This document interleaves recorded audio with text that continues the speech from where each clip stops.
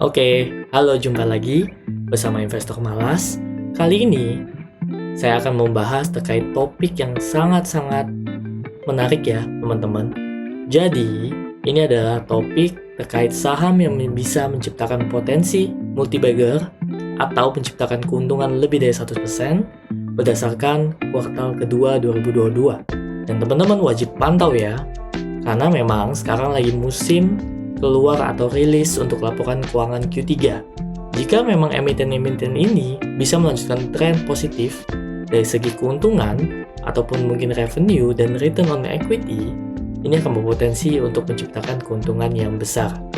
Oke, sebelum masuk ke pembahasan, saya akan bicara sedikit soal disclaimer ya teman-teman. Jadi seperti biasa, saya harus mengingatkan teman-teman semua bahwa apa yang dibahas di video kali ini hanyalah sebatas edukasi dan sharing, di mana tujuannya untuk sama-sama belajar dan melihat potensi-potensi yang ada ya teman-teman. Teman-teman harus ingat untuk tetap melakukan analisa secara independen sebelum memutuskan aksi membeli. Nah, sebelum masuk ke topik pembahasan kita, teman-teman boleh bantu like, share, subscribe, dan juga klik lonceng notifikasi sehingga teman-teman bisa selalu terupdate dengan video dari Investor Malas. Oke, kita lanjut ke topik pembahasan. Nah, untuk topik kali ini hanya ada 3 garis besar ya teman-teman. Kebetulan kali ini adalah part 1, di mana nanti yang selanjutnya saya akan bahas di part yang kedua. Yang pertama ada dari segi bisnis, valuation, dan juga yang ketiga conclusion. Nah, kita masuk dari sisi bisnis. Bisnis yang mau saya bahas ini, yang saya artikan bisnis adalah bagaimana cara saya memfilter saham-saham yang bisa menciptakan potensi multi-bagger.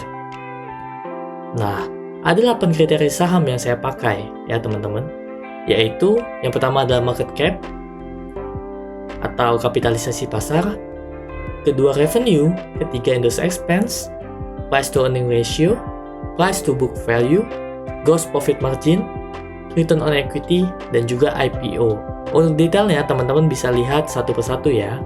Nah, jadi market cap, saya hanya akan memfilter saham-saham dengan kapitalisasi pasar range-nya antara 1 triliun sampai 50 triliun.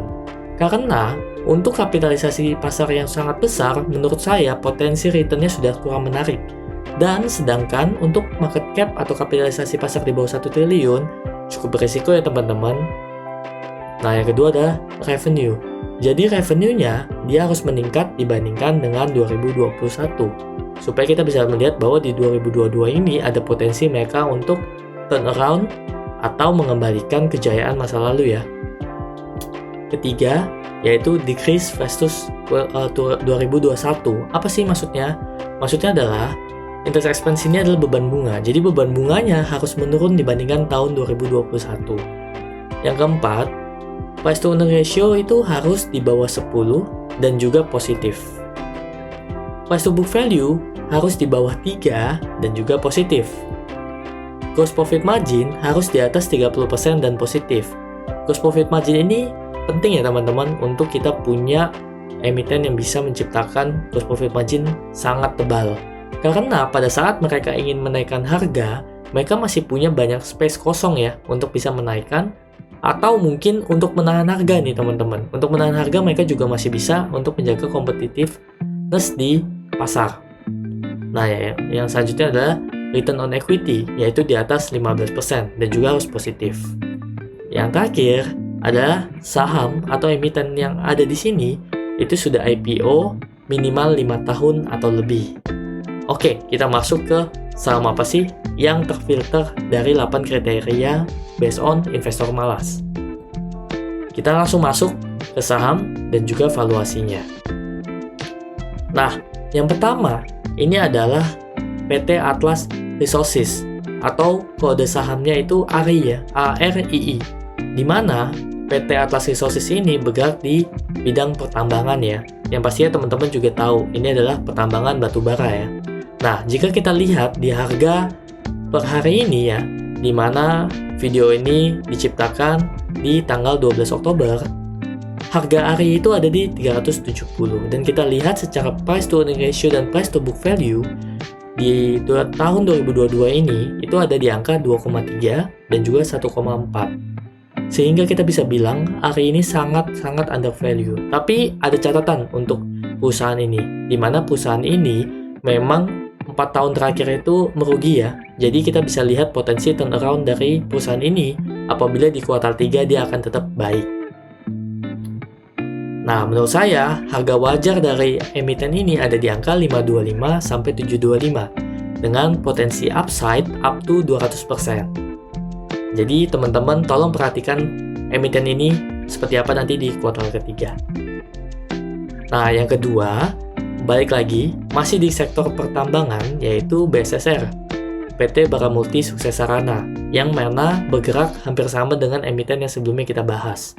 Nah, penutupan di hari ini itu ada di angka 4.570, dan PER dan PBV-nya ada di angka 3,2 dan 2,7. Nah, menurut saya pribadi, harga wajar di saham ini itu di antara 6.500 sampai 10.000. Jadi saya melakukan pendekatan itu per 5 sampai per 7 sampai 8 lah teman-teman.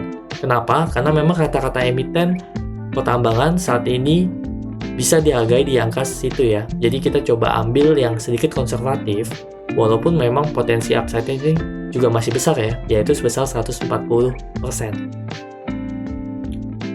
Nah, untuk yang ketiga masih sama ya teman-teman di sektor pertambangan. Karena memang di tahun 2021 dan 2022 ini sektor pertambangan atau yang khususnya batu bara itu memang sangat-sangat outperform, atau bisa dibilang batu bara itu seperti emas hitam ya, yang harganya saat ini hampir sudah di atas $400 per ton.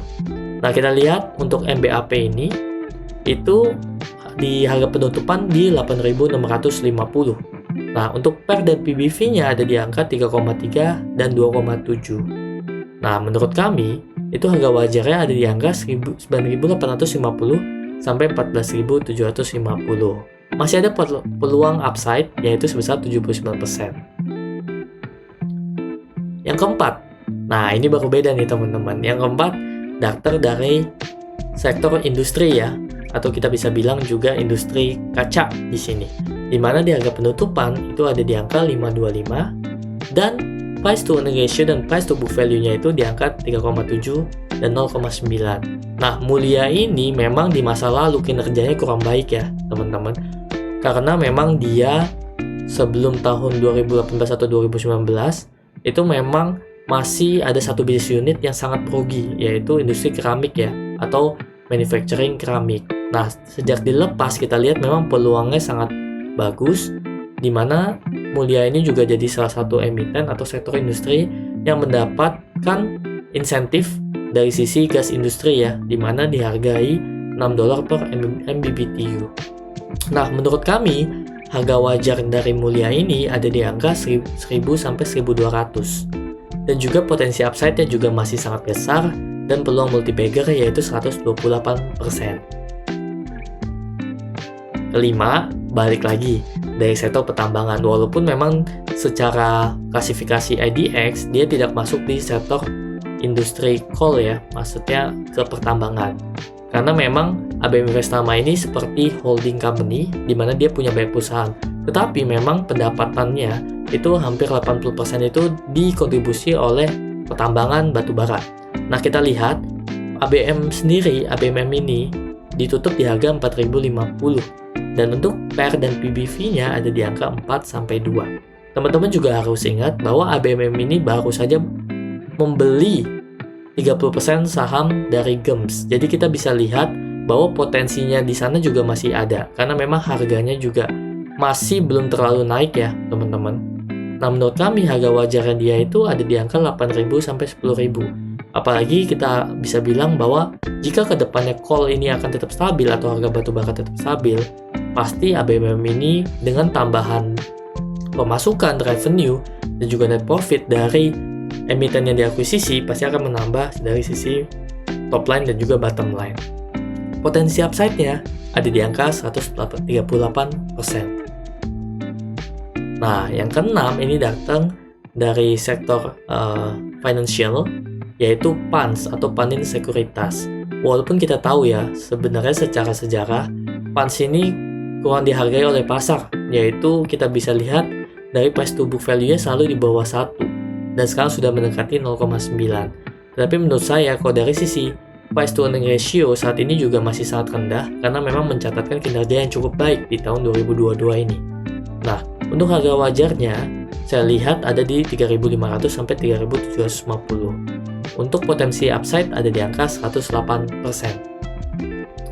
Nah, ini saham terakhir yang kita akan bahas di part 1 ya, teman-teman. Karena in total itu ada 15 saham, tetapi saya bagi menjadi 2 video. Di mana nanti untuk urutan ke-8 sampai ke-15, teman-teman bisa saksikan di part yang kedua.